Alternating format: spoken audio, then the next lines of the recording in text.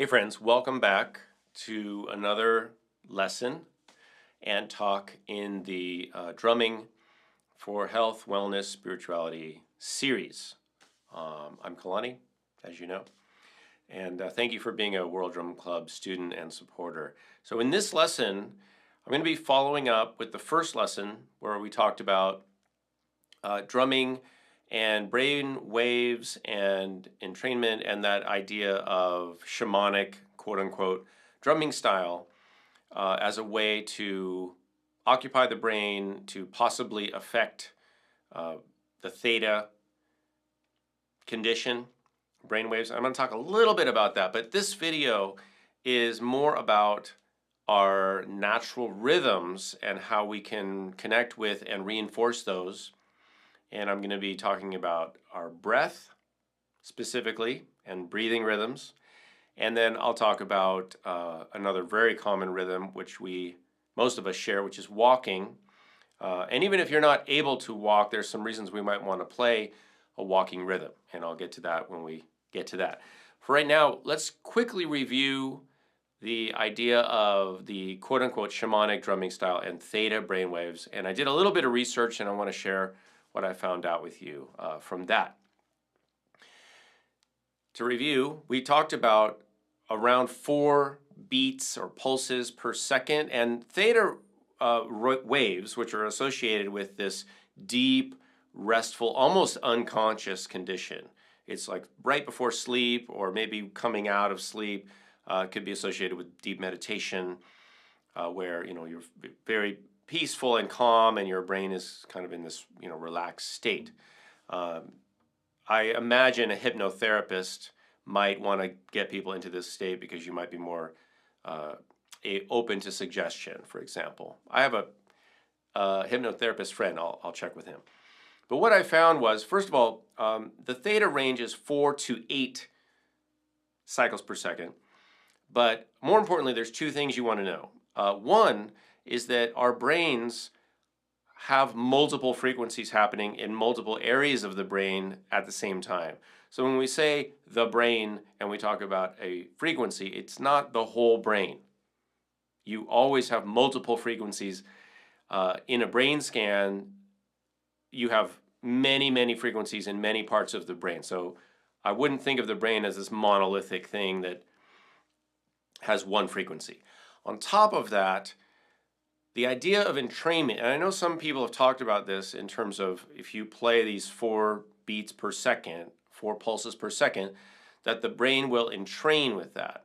Now there's a couple issues with that idea, and that is if you look at the entrainment studies and research where items entrain with each other, like there's a famous study about pendulum clocks, there's been experiments about metronomes, there have been experiments about lots of different things where when they place them in proximity to one another, they eventually entrain or end up moving the same way. And the reason for that is that there is a subtle amount of energy that every item puts out. And that when you have similar items or similar objects emitting a similar amount of energy on each other, that little amount of energy that is produced when they're not in sync eventually moves them to be in sync, because then that little push, that little tension disappears. So anytime they're not in sync, there's going to be an added little bit of energy that will push them into sync, and then when they're entrained, there is none of that anymore. Now, what's important to understand about the drumming and the way our brains work is that our brain is not affecting the drum, right? The drum is an external stimuli. So it's not the same. You can't compare it to 2 metronomes or 2 grandfather clocks with pendulums, because these are very different things, right? The drum is an external stimuli to the brain. The brain and the drum are very different. The brain, in order to entrain in that same way, the brain would actually need to be affecting the drum. Does that make sense? So these are very different things. Now, that being said, so we can put those experiments out of the picture in terms of brain. That being said, there are some studies out there that indicate that external stimuli do impact brain waves in some ways, but we're not sure exactly how. So the idea that you could play four beats a second and therefore your brain will operate at 4 beats a second is still a theory, and I'm not sure there's studies to support that. So I just want to say that. It doesn't mean that we can't do it and enjoy it and have our own experience of it. I want to be really clear that I'm not saying it doesn't work on some level. It just may not work in the way that some people present it. All right, let's review what that sounds like. Again, 60 beats a minute on the metronome. And we're going to divide this by 4. Ding, ding, ding, ding, ding, ding, ding, ding, ding, ding, ding, ding, ding, ding, ding, ding.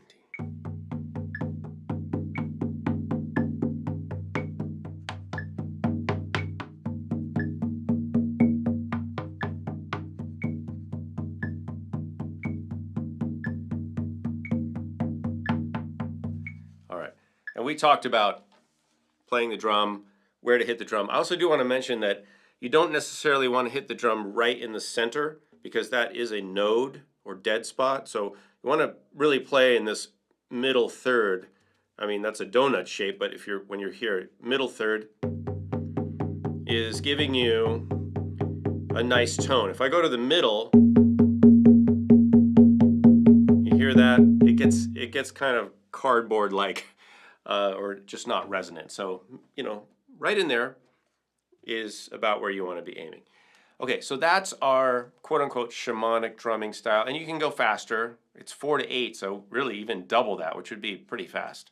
But you can go a little bit faster. Now let's look at another really popular, and I think maybe more relevant and important kind of rhythmic drumming to support relaxation, stress reduction, clear thinking, preparation for sleep, which is really important, because if we prepare for sleep, and we get our body and our mind in a condition that is relaxed before we sleep, that will impact our sleep, which, as I've said before, if our sleep is high quality, the whole next day is going to be high quality, right? So this is an important piece right here. If we can prepare ourselves for sleep, and that includes doing things and also not doing things, right? And I'm not going to get into a lot, but doing things like stretching, relaxing, what we eat or what we don't eat, right? What we don't watch, which might be network news right before we're going to sleep. So we want to not do some things. We want to remove those things that might be overstimulating. And then we want to do things that would promote relaxation, clarity of thought, etc. So this falls into one of the categories of what can we do before we sleep. Now, let's talk about breath and breathing. I want to use the term resonant breathing. My friend Clint Goss, colleague at Flute Harvest, has done some studies on resonant breathing. What is resonant breathing? Resonant breathing is what we would call our relaxation cycle, relaxation frequency for breathing. And it's not the same for everyone. However, a general target area is going to be around 8 breath cycles per minute. You might feel that that's too slow for you. You might feel it's a little too fast.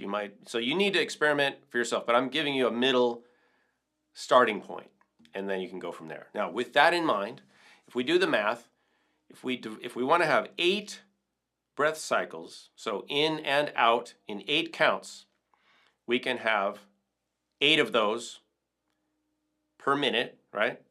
So a count of 8 for in and out breathing, and then we want 8 of those per minute. 8 times 8 is 64. So if we take a minute and we divide 60 seconds and we divide it by 64, we get something like a fraction point something. And then if we multiply that by 8, we get 7.5. And if we multiply that by 8, we get 64. So we're going to set our metronome. What all that means is we're going to set our metronome for 64. And then we're going to play 8 of those pulses. And we're going to breathe in and out during that 8. And you could breathe in for 4 and out for 4. But typically, our breath in is a little bit shorter than our breath out. So again, this is an experimentation point for you. You could try, like I do, you could try aiming for 3 in, 5 out. Or 3 in, stop at 4, start breathing out, earlier, and then just, finish up by 8. Now, however that feels for you, again, it's not about being rigid. It's just you want to fit in a full cycle of breathing in 8 pulses. So let's try that. And this is one way that you could use the drum as a guide, or some background music with the drum as a guide. Do you need to have a drum to breathe in and out 8 times a minute? No, you don't. You could do it without a drum. But if we're talking about drumming, this is one thing we can do. I'm going to put the click on, and we're going to breathe in and out 8 cycles. Here we go.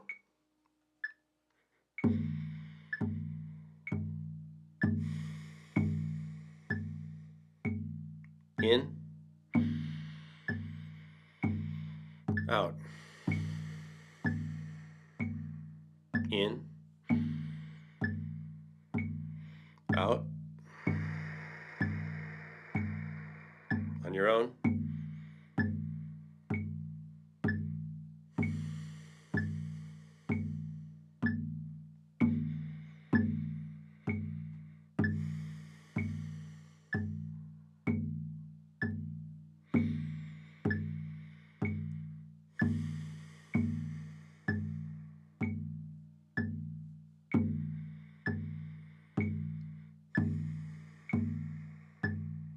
So I'm breathing in, out, in, out. Finish up, one more.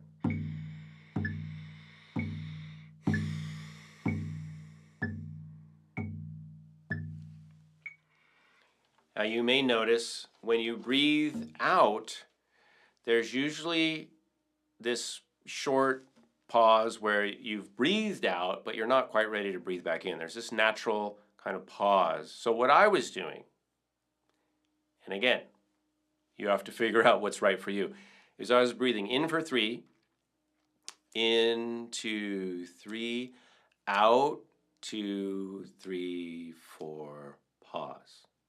So that's 3 plus 5. But you could feel 1, 2, 3, out, 2, 3, 4, pause.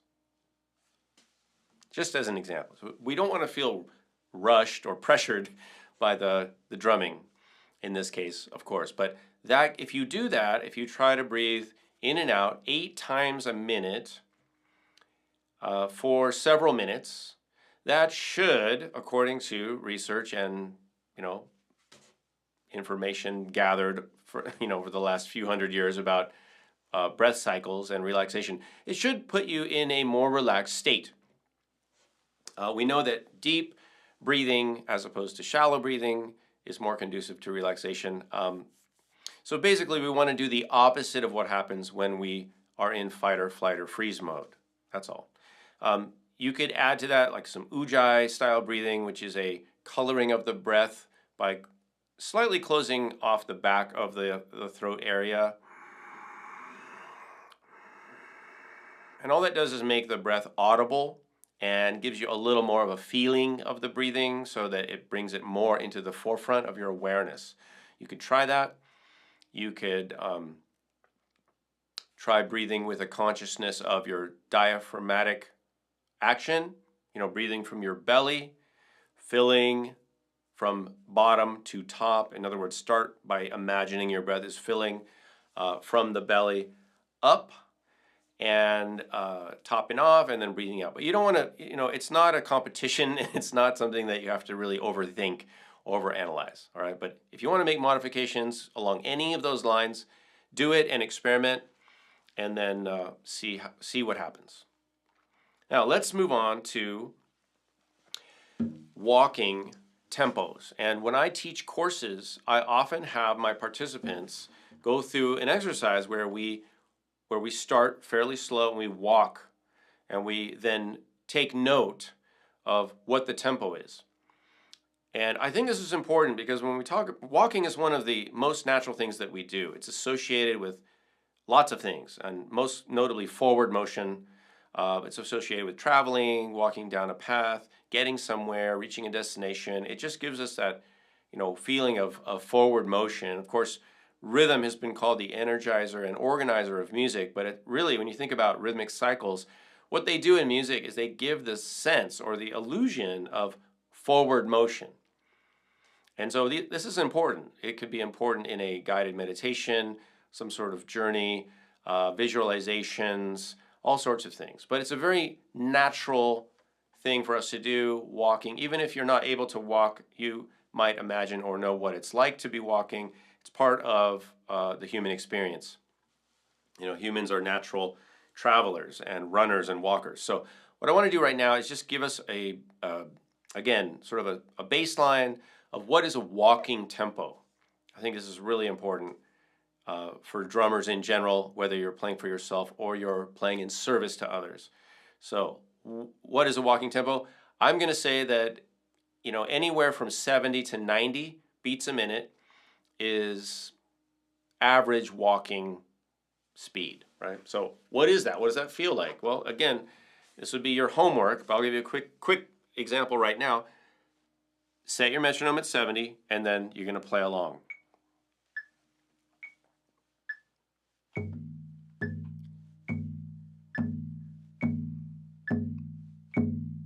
And of course, you can imagine stepping, whether you're standing or seated.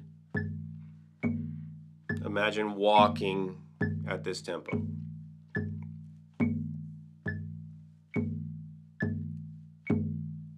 Okay, so that's what 70 feels like. So it's not a super leisurely walking tempo, it's an average walking tempo. Let's just go up to 90 so we get a feel for that, and that'll give you the range. A little more purposeful.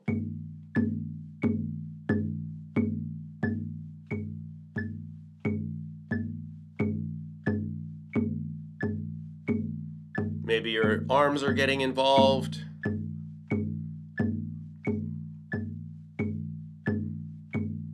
You can really imagine, trying to get somewhere.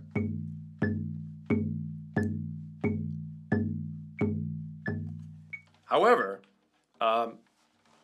that's still not anywhere near what we would consider power walking tempo or exercise walking tempo. I don't know if you guys are aware of this, but I actually did the music for a walking exercise program. It was published by Sounds True, and there was Dr. Andrew Weil was there, and I forgot the other gentleman's name, but he was a walker, like a marathon walker, Olympic walker competitor, or national, international walking competitor. And so they did a program on walking as exercise, and I actually did the music for that, did some drumming for the music tracks, and they were getting up to 120 beats a minute, even a little faster, which is really fast walking. You want to warm up for that kind of walking. Anyway, that's a little bit different than what we're talking about here, but I just wanted to mention it. So we're just talking about 70 to 90, which would be comfortable, comfortable walking. So last thing before we go, if you're playing like this, now if you're playing for other people and you want to make it a little more obvious or just ornament, your sound, you could do something like this. It's very simple.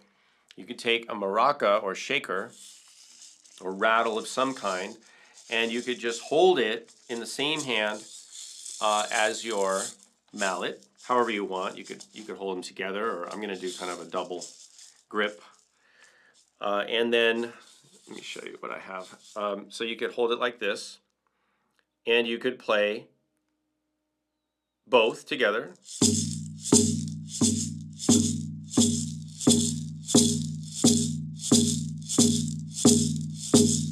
Or you could alternate.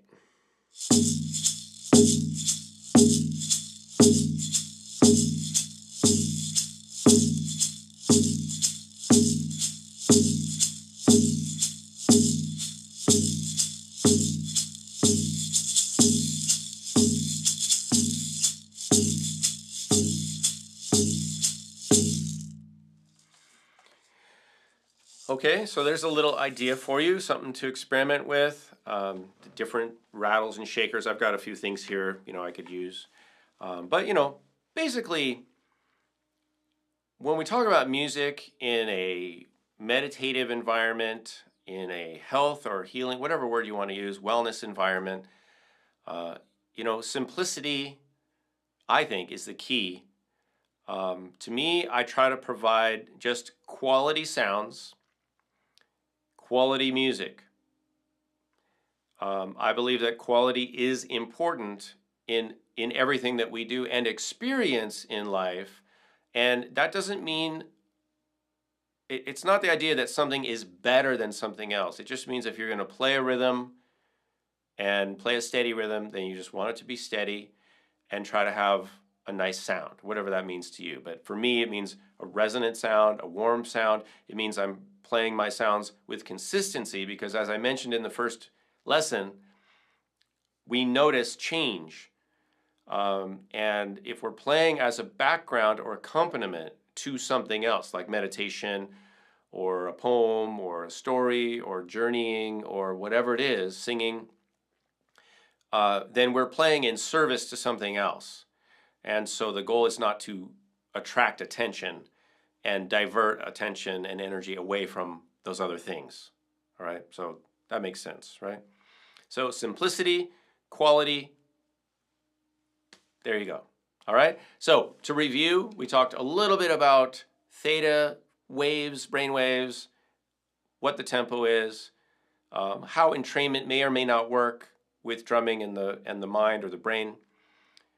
We talked about the breathing cycle, about 8 breaths per minute as a relaxation practice, 64 beats per minute, playing in and out, playing 8 beats and breathing in and out during that 8 beats, maybe 3 and 5, maybe 4 and 4, whatever is comfortable for you. And then adjusting that, to your own needs or preferences. A little faster, a little slower. And then we talked about walking tempos. What is a walking tempo? 70 to 90 beats a minute, give or take. And then we finally ended with how can we add a little bit of something on top of the drum sound to make it a little more interesting, or just add some variety, or make it a little more audible. Maybe if you're playing in a big space, you might want to have a different type of sound in addition to the drum sound. All right?